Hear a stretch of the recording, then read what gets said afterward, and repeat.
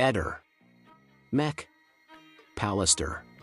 Sebastiano, adesso Claudio è un angioletto nel cielo. Guarda, ricordo, Claudio è sempre stato un personaggio importante a Trieste perché comunque era un maratoneta, uno sportivo, era presidente del marathon e il marathon era una grossa, diciamo, cosa sportiva dove c'era Liliana, gli amici di Liliana e le amiche dove facevano gare, queste cose qua.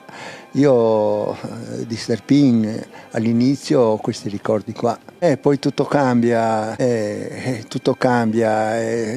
abbiamo ascoltato anche adesso le cose che diceva Sterpin di Liliana, che si trovavano di qua, di là, che facevano l'amore, cioè renditi conto il dolore che può provare un uomo che trova la sua donna così detta da Claudio. Queste cose qua veramente fanno male. Secondo me sono tantissime cose che indubbiamente sa solo lui e purtroppo non c'è più e se le portate con lui, questi segreti, queste cose che sapeva. Purtroppo non le sapremo. Ma guarda, io mi ricordo questi messaggi che sono stati trovati nel telefono di Liliana, che un giorno eravamo io e l'avvocato in casa, abbiamo visto, cioè frasi come ne parleremo dopo, qualunque cosa sia,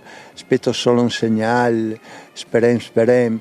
Cioè c'è qualcosa che io gliel'ho chiesto un paio di volte così in trasmissioni, ho detto mi puoi spiegare queste cose qua? E purtroppo non sono state spiegate, capisci?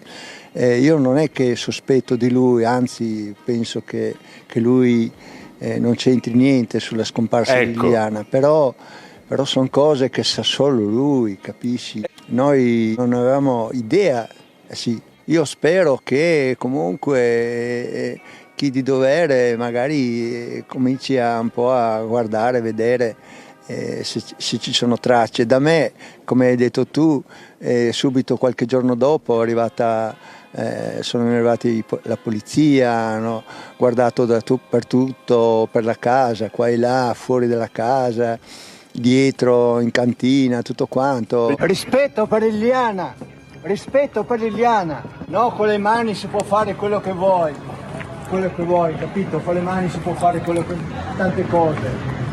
Rispetto per Liliana, questo chiedo io, basta.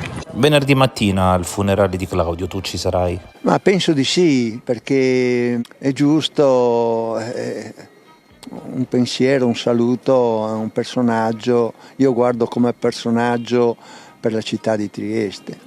Non vado lì con cattive intenzioni, stare in me stesso, non andrò solo, andrò con delle persone che comunque sono anche importanti qua a Trieste e certamente rimarrò in silenzio come sono stato a tanti funerali di amici, di persone che conoscevo e sono stato lì. Ehi, non dimenticare di iscriverti a questo canale.